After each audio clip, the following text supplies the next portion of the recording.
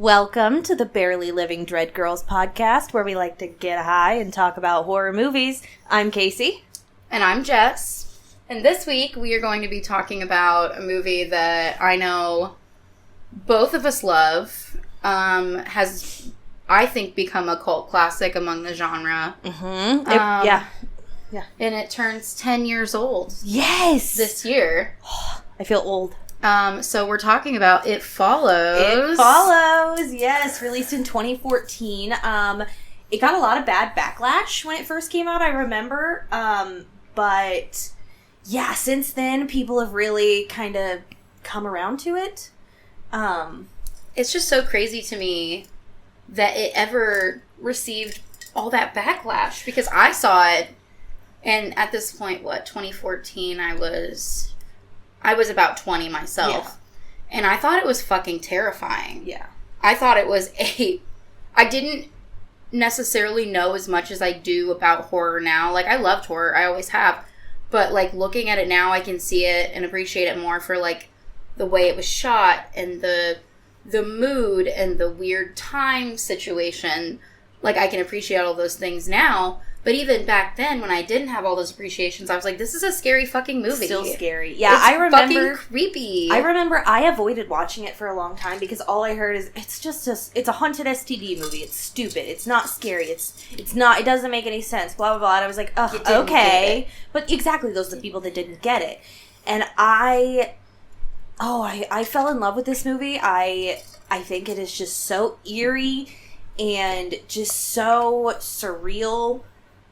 But it holds true for a lot of what it's trying to say. Like, it's about, like, it's a weird, somehow coming of age story, not really, but it's about learning your sexuality, learning the ins and outs of being an adult through sex. Mm-hmm. And these kids are portrayed as real teenagers, and they feel real to me. They do. Yeah. Yeah. It's very authentic. Yes. So, first of all, we start with an opening scene that is a continuous shot. One of the greatest cold opens of all time. If you know anything about me, I'm a slut for a continuous shot. This is the best cold open since Scream. I love this cold open. You want to talk a little bit more about it? Yes. Go ahead. Okay. So, yes, it is one long continuous shot. It's one long take. And it starts with, if any of you listen to our Guess the Score video, this was part of the score that I played. It's this synthy, awesome, just eerie, like, banging, kind of. And this girl who's in, like, shorts and, like, a flowy top and heels, runs out of her house, terrified looking. She's basically looking right into the camera, and she runs out of her lawn into the street and kind of loops all the way around through the neighbor's yard, across the street, through that next neighbor's yard, and back around to her house. So she loops in a big circle, and this sound is playing the whole time, and she looks terrified, and this neighbor, like, sees her, but, like, she doesn't see anything else. We just see the girl being who's terrified, frantic. And we don't see what she's seeing. And the neighbor even asks her, like, hey, are you okay? She's like, yeah, I'm fine. I gotta go. And she runs in, grabs her car, and fucking books it out of there. Yeah. And we're just kind of left wondering, what the fuck? And yeah, because it was super weird. She ran out of her house, she ran into the middle of the street, ran over here, and then, like, ran back into the house. And the camera is literally following her all the way around. It's one long take of her running out, running in the big circle, going back to the house, coming back out. We don't follow her into the house. We're back, like, in the street, getting in the car, and then she rides off, and then it cuts. It's, like, 90 seconds long, something like that. Yeah. It's very eerie. And this cold open could work as a horror short on its own, which I think is, like, the perfect way to do a cold open for a movie. If your cold open could just, like Scream, could just, as a horror short, exist and be awesome. You're so right. Yeah, I never thought about that, but absolutely, the opening of this could have been its own short horror. It sets the tone. It sets it just so much. And we cut to her on the beach, and this is such a cool fucking shot. It's all dark. It's at night. She's on the beach, but she's sitting in front of her car, and she's got her headlights on. So she's in the headlights, but everything else is dark. And she's on the phone with her dad, or voicemail or something, leaving a message, just, I love you, I'm sorry. I'm sorry I'm a little shit sometimes. Yes. And then it snatch cuts to daytime. And this bitch is folded backwards in half, like Scorpion. Oh, yes. If you watch Ridiculousness, you'll know. Exactly. But, like, almost the wrong way, and also she's dead, and also her leg, with the heel still on it, looking classy, is... Till the very end. Just, like, barely attached. That is so unnamed character of her. Yes. Which is pretty cool. We love it. It's just, like, wow. And then title card, fuck yeah, I'm in. Oh yeah. From I was like, this is terrifying. That was so good. It was so good. I love a good opening kill like that where you're just like, where the Lord fuck Jesus, did that she's come holding from? like a pretzel. By God. I call that broken in half. Salted pretzel. Anyways. So this is a movie where in the cold open, you're thinking, oh wow, I don't know what's going on because it's the cold open. I will learn very quickly what is happening. Turns out, you don't really know much. You don't know anything outside of what Jay knows. And I know that that's kind of true for a lot of movies, but Jay doesn't know much of anything about what's going on, and so are you good? Yeah, you go ahead. You keep talking. We are not privy to what's actually happening because the characters aren't. We barely know what the characters know, and the characters barely know anything. And it's even stated later, like, we start learning some of the, quote, rules of this monster, but even the director has said, those are just the ones that guy has figured out for himself, and they may not even be true. That's just kind of what he's guessing based on what he's experienced. Mm-hmm. So we don't know much of anything, and that's why I love it.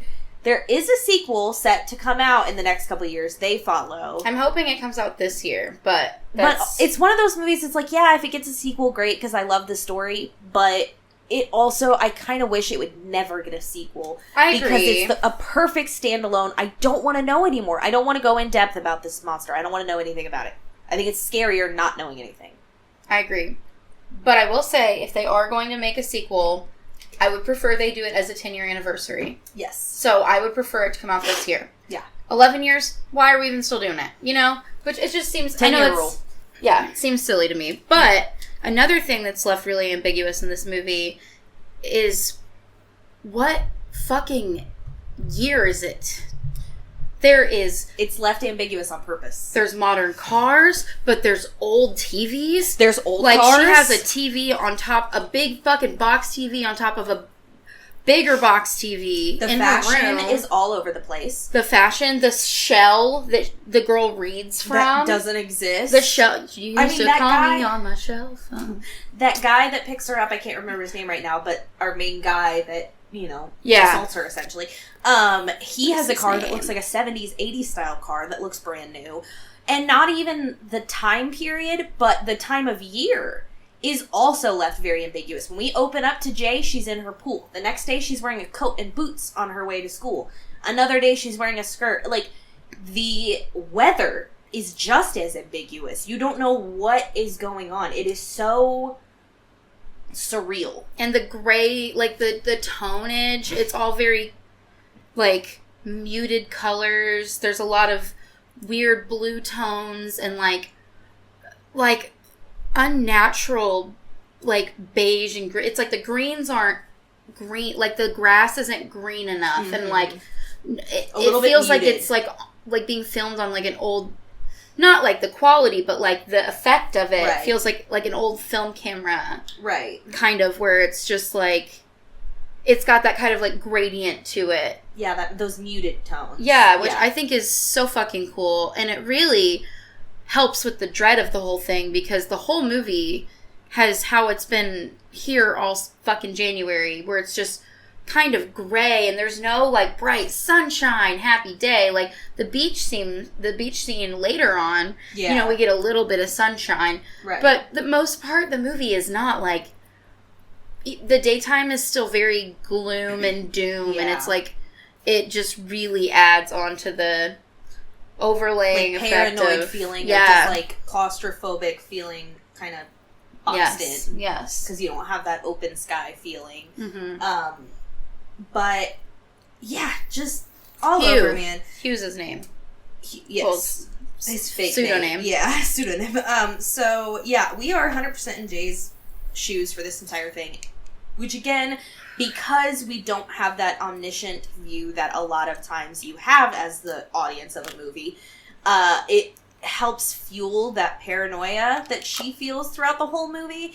And also added to that is, the soundtrack is by Disaster Piece. Ugh, and it's one of my favorite. So good. One of my favorite movie soundtracks. My coworker asked me yesterday. He's like, "What's your favorite movie soundtrack of all time?" I was like, honestly, I would really need to sit down and think about that. I was like, but the first one that comes to my mind as an original to the movie, not Dirty Dancing, where they just compiled a bunch of amazing songs. Yeah. But fully made, produced, an actual score. An actual score would have to be. The top of my head is It Follows. But Absolutely. Sinister, the score for that is yes insane. And Boards of Canada, I think? Yes, Boards of Canada did that. Yeah, like that. Mm-hmm. And that is just one moment in that film. Yeah. That is one moment that, yes, you remember, but Disaster Piece fucking, made this movie what it was. It is not... They put their whole disaster pussy into it. Yes. They did that for us. They're disasterousy. It did happen. And I just... because it helps build that feeling, and I think sometimes just in general, you don't realize how much a score impacts the movie, but and then you get a movie like this, and it's just it has you feeling just kind of tense the whole time, and you're like, I don't know what's going on, but I'm anxious. So 100%. Now you know what I feel every day. Right. So I literally twice on this greatest plus the music is amazing, and then oh my god, this score on the same page, just because I can't stop thinking about it. Oh yeah, I wrote something about Disaster Piece somewhere. But yeah, so Jay is about to go on this date with this cute boy Hugh, and then we also have her sister, and then they're her sister, and then two best friends. Her friend Zara, and then their friend Paul, who's in love with Jay. Yes, and they're a little younger, right? Yes, I think about a year probably. Because also that for me was another thing that was left super ambiguous was their ages. Yes, because I'm they could be anywhere from 9th to 12th grade. Also, the mom is there are no real parents shown throughout this movie. They're implied and they're talked about. Mm-hmm. But they're not actually, very omnipresent, except for, I guess, in the scene when Jay gets back and her mom's, or, they're in the kitchen. Yeah. That's still, for the most part, it's just not... But that is a moment of absolute crisis, and that is the only time that we see, because they have some grasp of reality in that, he kind of assaulted her, but even she admits, I did want to have sex... But everything else is so ambiguous, so supernatural, and so impossible to explain that they can't even involve the adults. And that's another reason why this movie works so well. Because every question that you want to ask about this, because we'll get into it, I'm assuming if you're listening to this, please have watched the movie. Please. I know we usually say that up top, and sometimes we even say, fuck it, don't watch this, whatever. Shudder. Watch this. Watch this. This is something you have to experience. Yeah. So, the reason this movie works so well is because these are teenagers with no resources because they can't tell their parents because who's going to believe them. And their parents are also not present. And, okay, if this movie was full of adults, all the questions you want to ask about this, you'll learn throughout the movie, that this thing follows you, but it doesn't go fast. It has to walk in a straight line, basically. And so you're asking yourself, well, what if you flew across the world?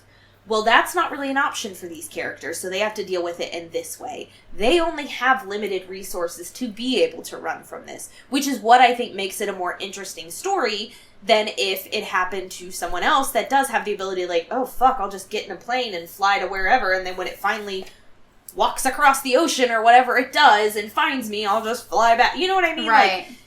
It's different if you're an established adult. And that is why, part of the reason they said it for teenagers, and part of the reason is because what this movie represents and what it's trying to say. Like, after her and Hugh have sex and she's laying in the car, she's got this whole speech, and it's basically her talking about, like, coming to that age and losing that, quote, innocence, that loss of that, without, and expecting things to be more grand than they are, you know, losing your virginity and, like, thinking, like, I don't feel any different. It wasn't what I expected. It wasn't this, that, or the other.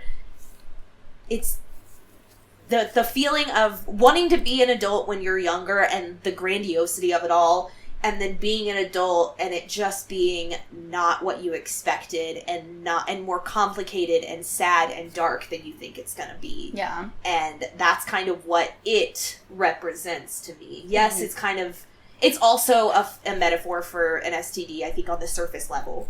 Right. And the thought of safe sex and, you know, passing these things along, but also passing along trauma. It also represents the trauma of, A, losing your childhood, B, sexual assault. There are a lot of undertones of that when he spills her out of the car later and leaves her in the middle of the street naked.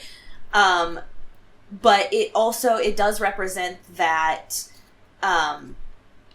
growing up and having to face all these demons, basically, that you didn't have to before you lost that, before you finally came into adulthood and had these responsibilities. And so it's a lot of different things, and you can read it a lot of different ways, with also it being on the surface just a good and scary movie. Mm-hmm. I agree with that. Yeah. So before we get to the scene in the car, essentially they're on this date, they're at the movies, and they're playing this, basically an I Spy kind of game. And it's like, who would you like to switch lives with for one day? And he was like, girl in the yellow dress. And she's like, what girl? Are you fucking with me? And he's like, I don't feel good. Well, Let's go. He first picked the kid, a little child that's like 4 years old. And she's like, why do you want to be a kid? He's like, yeah, to have your whole life ahead of you. And she's like, well, you're not that old. And he's like, yeah, but I'm dying. I mean, he doesn't say that, but we learn that, like... Foreshadowing. Yes. So yes, then she picks someone and he guesses a girl. She does not see them. And he's like, fuck, let's go. She's like, what, was that your ex or something? Like, the fuck? He's like, no, I just don't feel well. Let's go to the car. Yeah. So they're back in the car. Oh no, they go to the beach. They're making out. Yes. Then they go back to the car, and that's when... Yes, they're, like, parked in this, like, it looks like an abandoned parking garage. It's really creepy. Very creepy. And they're in Detroit, right? Yes, this is set in Detroit. So there's a lot of, if you've been to Detroit, like, I haven't been to Detroit in maybe 5 years, but I remember there were so many, like, big industrial areas and, like, abandoned buildings, and I can see how, like, that would make for a very unsettling, like, and that backdrop. And it did. It was so creepy. It was like an underpass, like... And that's another undertone of this movie is class and different, and that's the one thing that's, like, not ambiguous, is it is set in Detroit. And they even talk about, you know, the cutoff between the city and the suburbs of 8 Mile. And it, like, that does obviously play into it, that class system. Yep. Yeah. Absolutely. Yeah. So, you know, like Casey was saying, like, we see him afterwards chloroform her and ties her. Uncomfortable. It is. It's really sad. And the scene where her, like, hand falls out. It's better before than after. Or after than before. Yeah. But still. Yeah. But he... That is a question I have. I have questions, too. That is a question that, honestly, I don't want to see it in the movie, but if that's a question I would like answered in the sequel, is do you have to have consent? I have another question. What? Queer sex. I think that would be fine. Well, queer sex between guys, because there's penetration. Exactly. Lesbian sex would be another question. Exactly. That is also, where my mind was at. My mind went to non-consensual. Because if you're a guy and you want to pass it along, can you force someone? Does that count? Will it then follow them? Like, can you just assault your way to living? Which would be awful, but... Or does it, like, would the monster know and be like, that doesn't count, asshole? Nice try. fuck you. So these are the questions. I'm really curious, though. It's so funny we both thought about these. Like, those are the questions I would rather have answered in the next one than, like, what if I just fly across the world? Or what if I run, you know what I mean? Like, or, like, what's this thing's backstory? Yes, I don't want to know where it comes from. I don't want to know it's like an alien or a demon. I don't want you to find a fucking article about it in a library. No, I don't want to know about its backstory. I don't want to know where it comes from. And I just want to learn more of the little rules of it. If you have to bring out a clip and put it on an old school projector, then I don't want to fucking know about it. No, okay, that's going too far. Yeah, that shit just pisses me off. I don't want to know all that. Knowing too much will ruin. Yes. This type of movie. I would rather see real people trying to figure out in real ways and not like, I'm going to call this demonologist and we're going to figure it out. No, it's like a couple of real people like, this thing is following me. Let's try this. These kids in their late 20s, early 30s. Exactly. Figuring it the fuck out. Has she been running? Because she's going to be in the sequel, right? And her name is Micah Monroe. She's amazing. I don't know if she's in the sequel. The only thing I've heard about it is it's called They Follow. I've heard that she's going to be. So it makes me wonder if she's still running from it. If she's still running from it. Or if someone comes to her later, if it's about someone else, and they're like, hey, I heard you've been running from this, and she comes in as like a cameo. Mm-hmm. I would rather it be 10 years later, her and Paul are still running from it. Yeah. And are still figuring out, like, hey, these are the rules of it. But yeah, I don't want some, like, it's actually from ancient blah, blah, blah, and this is the spell, and its bones are buried here, and it can do it because it was murdered by so-and-so. No, I don't want any of that. I don't want any of that. Please don't. If it's not a continuation of this movie, I don't want it. I don't want it. Also, Disaster Piece is on board with it. They are doing the music for it. Fuck yeah. Anyways, we're doing a lot of talking here. Okay. So he makes her. The plot is pretty simple. It is. But it's pretty simple. Anyway, go ahead. Oh, you're fine. But after he, ties her to this wheelchair, he's like, I'm going to show you something. I have to do this or you're not going to fucking believe me. And. Sorry if you hear my dogs. They just got back from a walk. They're just having a good time. They're good puppies. But, yeah, so he's like, you won't believe me if I don't show you. He's like, I'm doing this to help you, but this thing is going to follow you. It could look like someone you know, or it could be a stranger in a crowd. Whatever helps it get close to you. It can look like anyone, but there's only one of it. And we see this very naked woman with a very stoic expression just walking just straight forward. And we learn later that naked woman opens the door in a sweater. Yeah, that's my son. Fuck. Because the first woman we see is actually his mom later on. I don't know if you noticed that. Oh my god. That naked woman, when he first shows it to her, is the woman that's why she has that look on her face. When they find out who he really is and she opens the door, is like, hey, how are you? She's like, oh my god. See me naked. Yeah, that's his mom. Which comes back later for the person across the street, which then comes back later in her ending kind of thing. Oh my gosh, yeah. It's a lot of parents. So. That's where all the parents were, I guess. I guess so. So yeah, that is really the only, and that's part of the reason that I think it's that trauma of A, having to grow out of your childhood, and B, realizing in adulthood, oh, that was a fucked up thing that happened to me when I was younger. And I didn't fully understand it or grasp it. And, I mean, even Zara says that later on. My mom told me I wasn't allowed to go past 8 Mile, and I didn't even know what that meant until I grew up. Mm-hmm. These are, like, very, like, it sounds like such a throwaway line, but it is so poignant. So he chloroform, whatever. He tells her this thing's gonna follow her, drives her back to her house, dumps her out of the back of the car, and just drives off. And he said, don't let it touch you. Zara, Paul, and the sister, I can't remember her name. I think I write it later. They're all sitting on the porch waiting for her, and of course they're freaking out. The, cops come, of course. And yeah, so it's like she obviously doesn't really understand what's going on, and all of a sudden she's back in school. It's, wow, that sucks to have to deal with that. And then all of a sudden you just have to go back to your real life. We get a really sick Halloween reference. What I think is a Halloween reference. Yeah.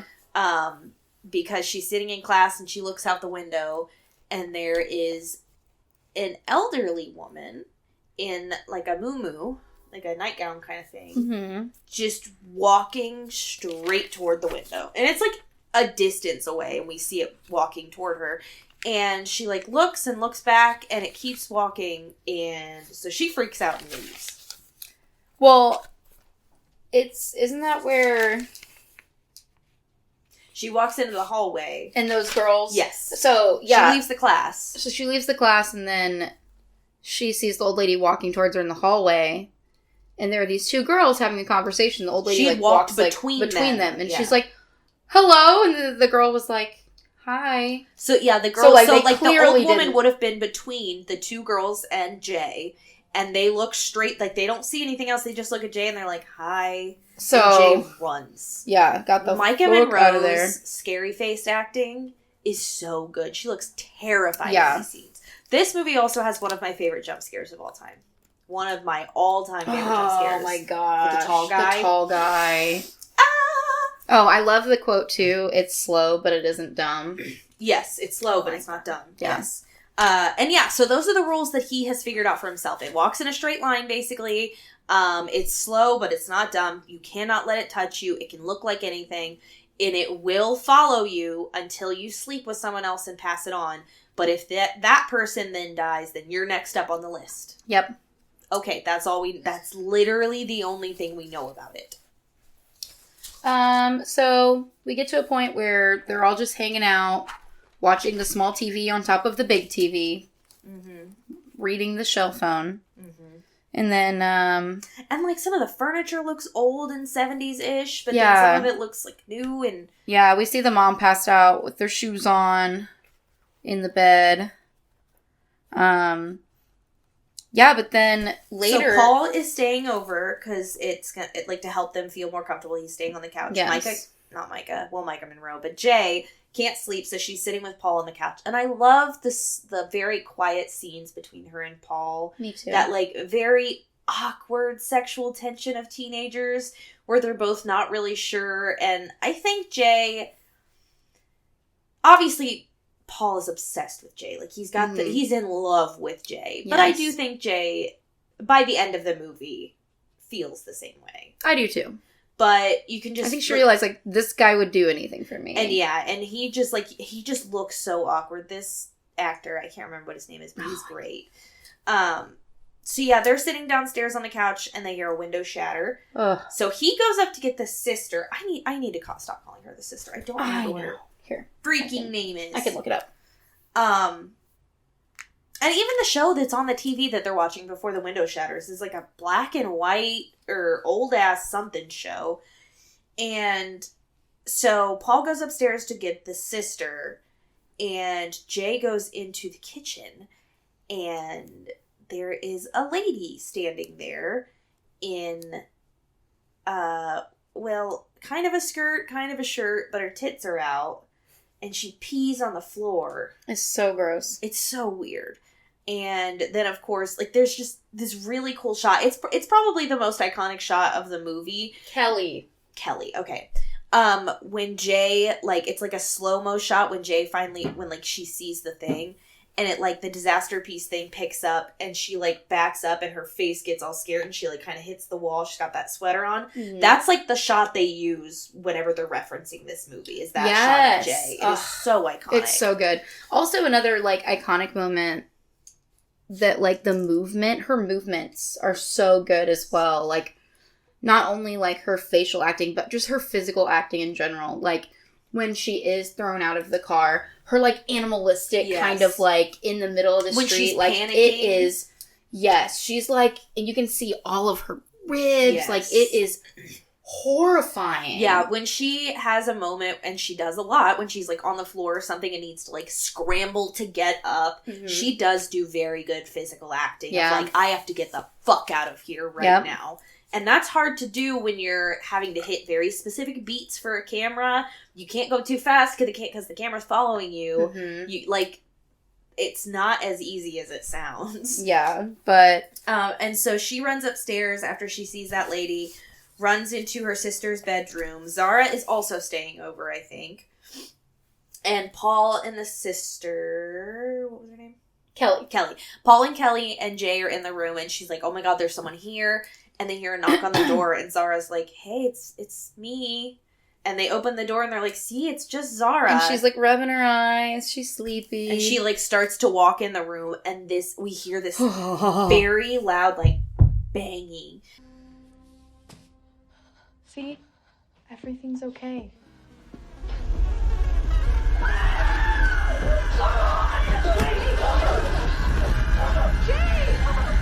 And this tall motherfucker with, like, no eyes... just bends like down. Jeepers Creepers style, like, just, like, pounds through and just, like, comes through the door. It's so sudden. It is so scary. It is so fucking scary. It's so fucking... Oh, and he's just wearing, like, a white fucking t-shirt and, like, boxers. They're mostly naked. Horrifying. Most of the things are either naked or mostly naked. Yeah, and he's horrifying. Yes, it's terrifying. And of course, she jumps out the window. She basically... I mean, she doesn't Sally Hardesty out the window, but she goes down the fucking...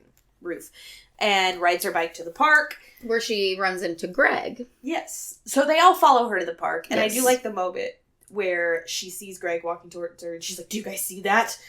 And Kelly's like, yeah, I do. And she, it's Greg. It's Greg. Yeah. And so essentially they found out that Hugh was a fake name. He used a fake name to rent a house. So Greg's got a car. This is another interesting part. When they find the house and are looking through it, like the one he rented, they find a lot of magazines, like porno mags and tissues. And I wonder if he thought, can I masturbate it away? Like, can I give it to this tissue and then throw it in the garden? You know what I mean? Like, that's another question. But obviously it didn't work for him. That's a good point. That's a good point. What if I did it to a sex doll? Anyway. So, his house is weird.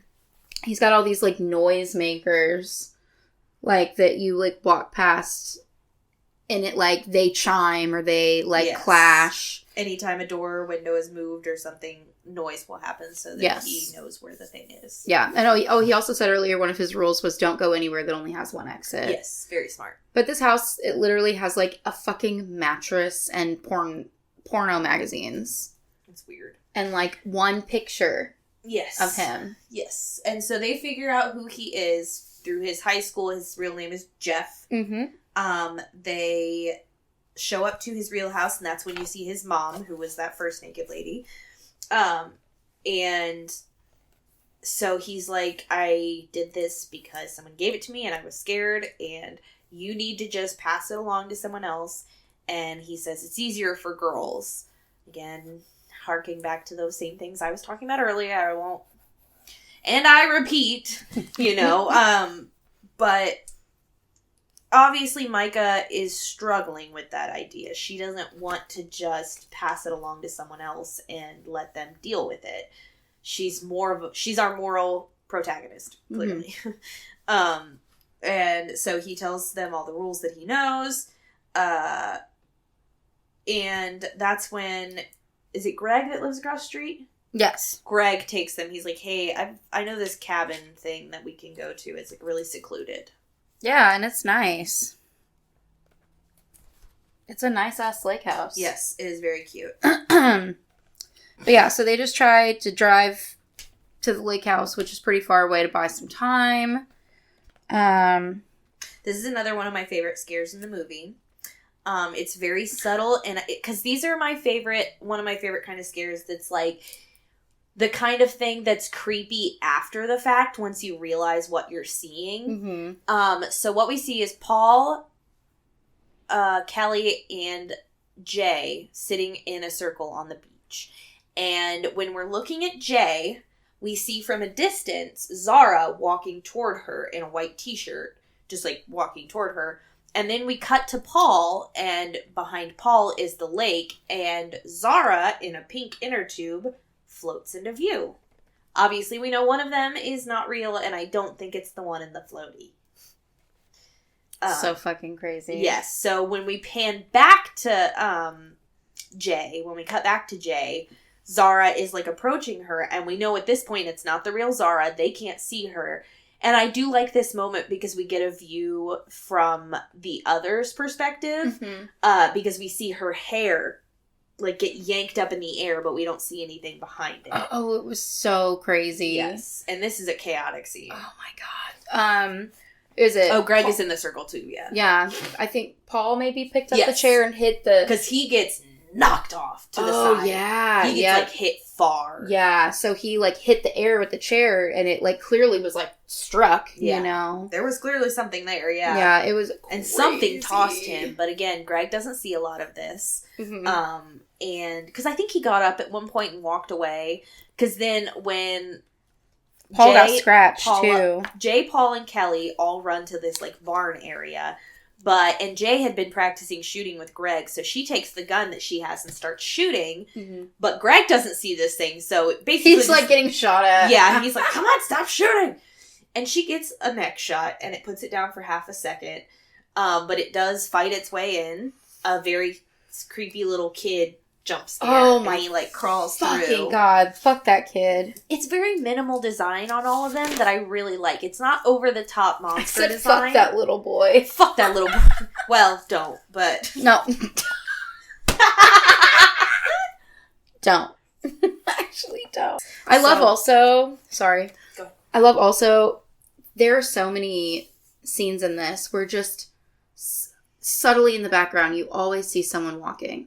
Very, very subtly. You just have to pay attention. But it just adds on to the fear the whole movie. There's almost in every fucking scene. That reminds me, when they went to Jeff's high school to figure out where he lives, they all get in the car to drive away, and none of them mention it. The movie pays no attention to it, other than the fact that right before they drive away, we're looking through the, like, car windshield, and it like rack focuses to someone just walking straight toward them. Like, if you pay attention, there is always something there following them. Yep. But the movie doesn't pay a lot of attention to that. You have to be the one. Exactly. Because it wants you to be the one that's like, is it following me? Like, always uneasy and life chills. Yes. So she runs out of that barn thing, gets in the car, leaves all her friends behind, and immediately crashes into a cornfield. Just immediately. So fucking Midwestern, I think I can't stand it. Just immediately. Just immediately. So she wakes up in the hospital with a broken arm. I said, how'd that shit knock her out? I mean, if the airbag doesn't go out. She didn't look like she hit that hard. Well, it did. So she wakes up in the hospital. She broke her arm. And when they're in the hospital, Greg is like, hey, I'll do it. I'll do it. I got this acid, but I don't want to do it. I'll do it. So, anyway. I said, do you have to come in order to contract it too? Because I never come.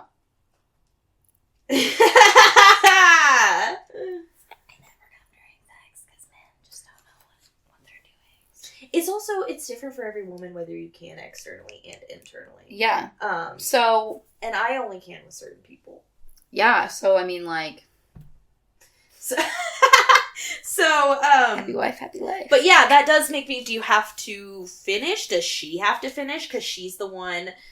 And if that's the case, can you just do oral? Does there have to be penetration? Does he have to finish? So many questions. I don't know. Maybe it's just like, if you feel like you had sex, then it counts. You know what I mean? Like, oh, I had sex, so that's oh my God, I was so high when I watched this.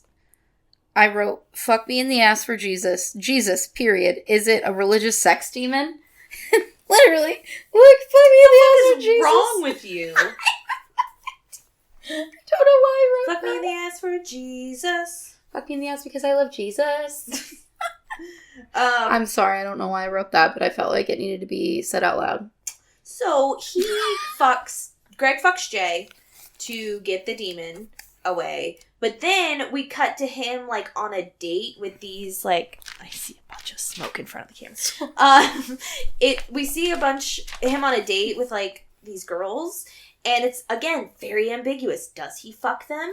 does he pass it on? Because then he tells them it's been 3 days and I haven't seen anything. Yeah. Is it because you fucked that girl? Did you murder someone? Ooh. Did he murder that girl? You know what I mean? I don't know.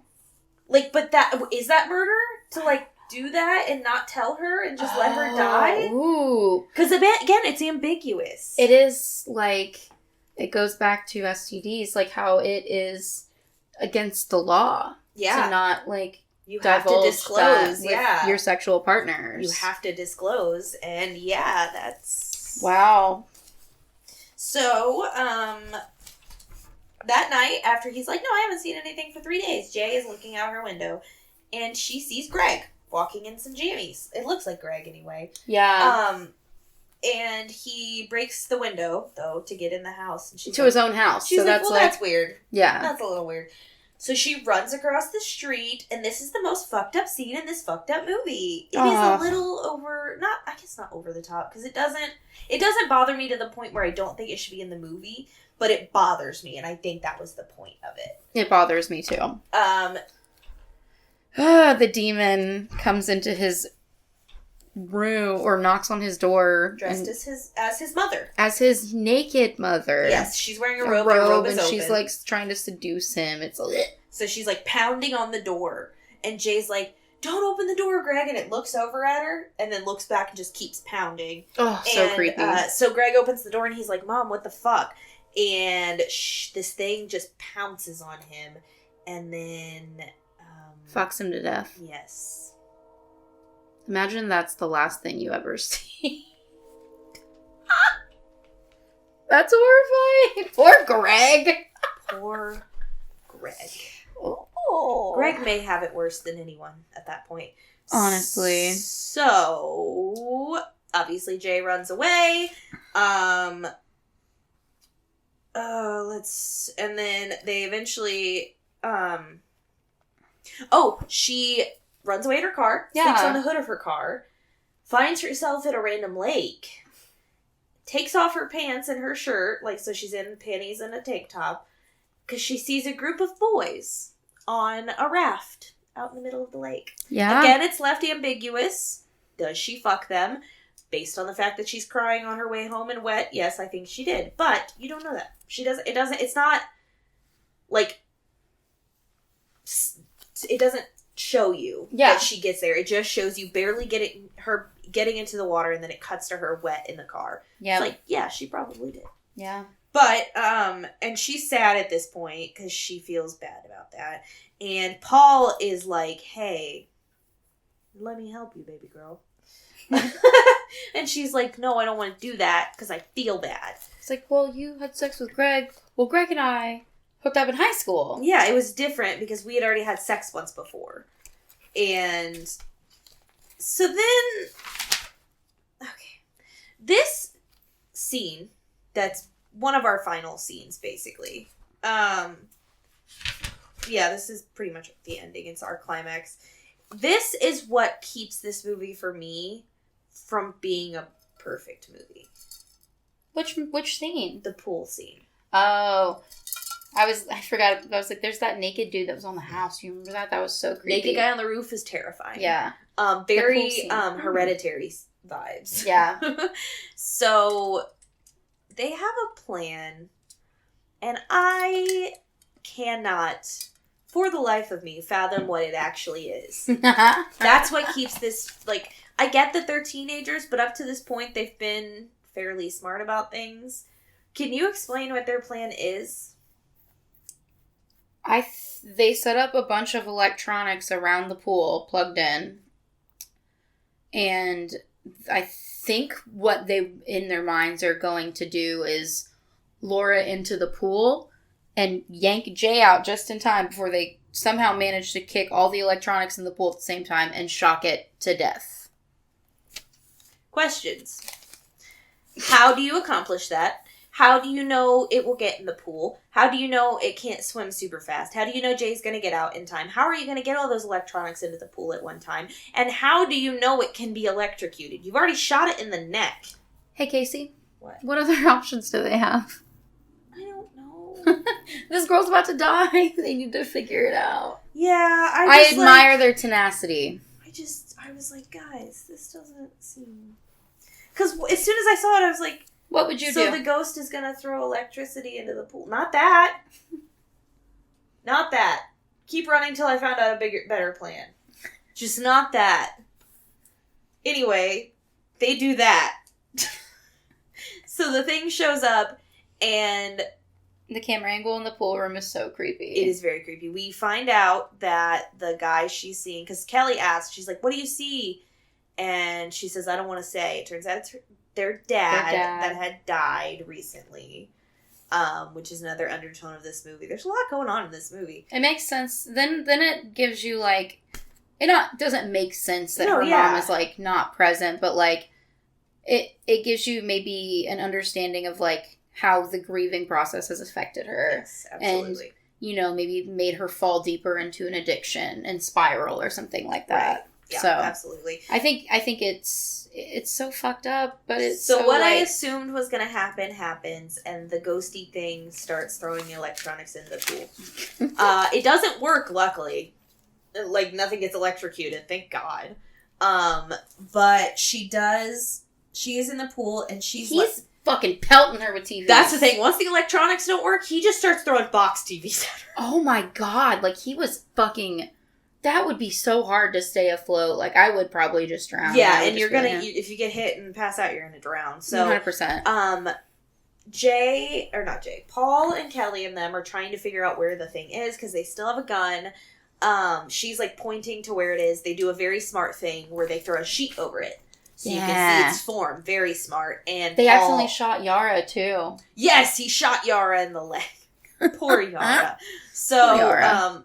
Although Yara annoys me throughout this entire movie because, like, as far as the movie goes, I get why Yara's there. She's explaining a lot of things that aren't explained in the movie, that you kind of need her as that character. But if I had a friend that was just constantly reading Dostoevsky's quotes, I'd be like, shut the fuck up.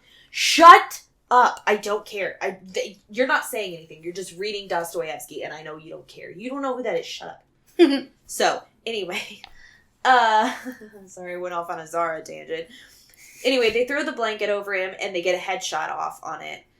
And then again, this is another part that pisses me off, because the thing falls in the pool and starts holding on to Jay's leg, and Paul's just like, let me shoot into the water at Jay.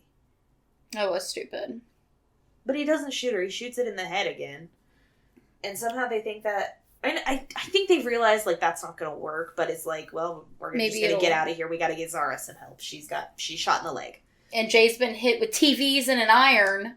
And still has a broken arm that probably needs recasted because it's gotten really wet at this point. Yeah, she's got some fucking issues. She's not doing good.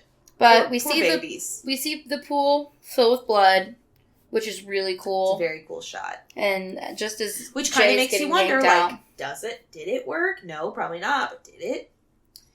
But yeah, and then her and Paul, fuck. They do. They fuck. And I bet he's so happy.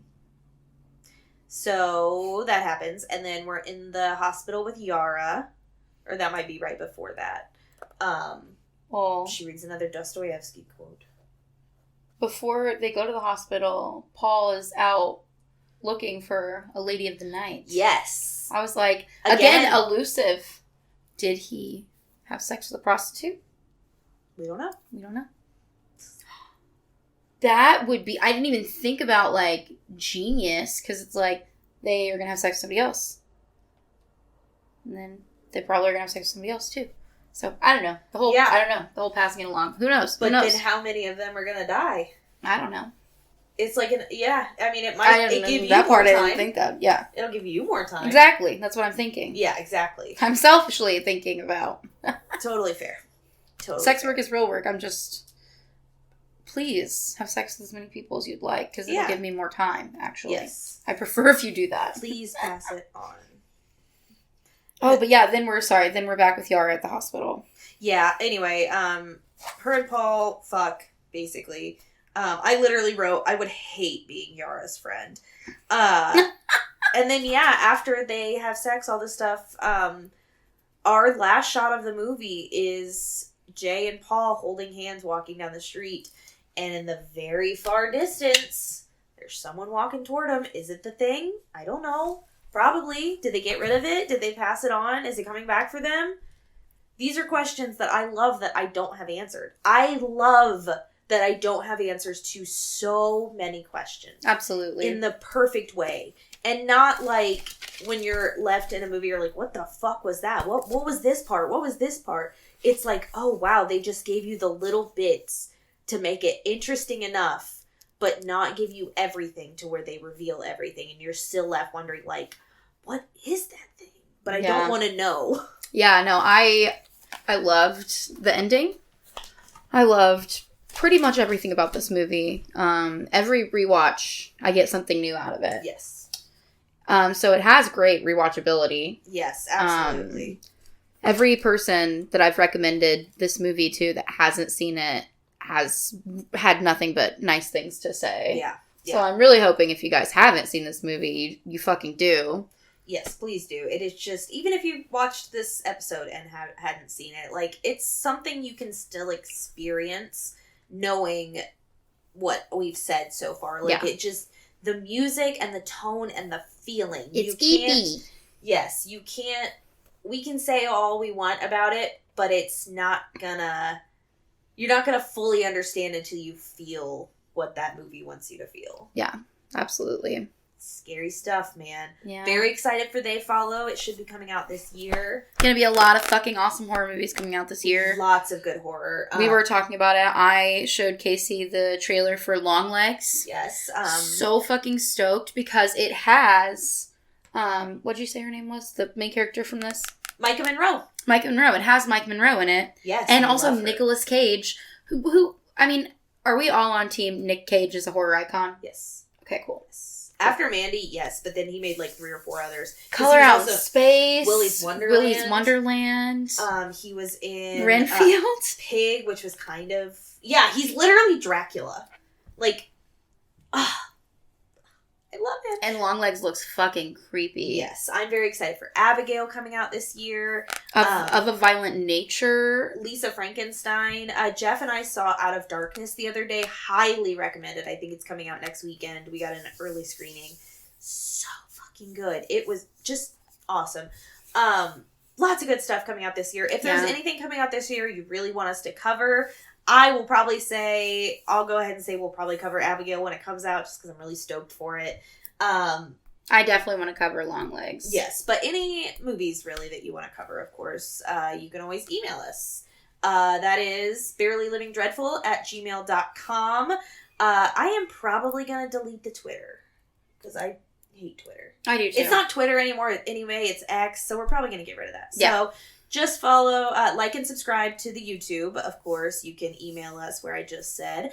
And then follow us on Instagram and, of course, our TikTok at Barely Living Dreadful, where we will be posting stuff. We're going to be going to Horror Hound in March, so that's just a little over a month away, 5 or 6 weeks, something like that. I bought a mini microphone. Yes. So we're and some slutty clothes. Yes, we're going to be doing some really fun stuff. Katie will be there in her videos. Taylor will be there, previous guests of the pod. And yeah, we're going to be meeting some cool people. We'll have some cool pictures. And I don't know what we're covering next week. If Jess has an idea, we'll do that. Otherwise, we'll figure it out. And I'll try to give everybody a heads up on the Instagram or something. But yeah, make sure you follow all that. And until next time, Stay spooky. Bye.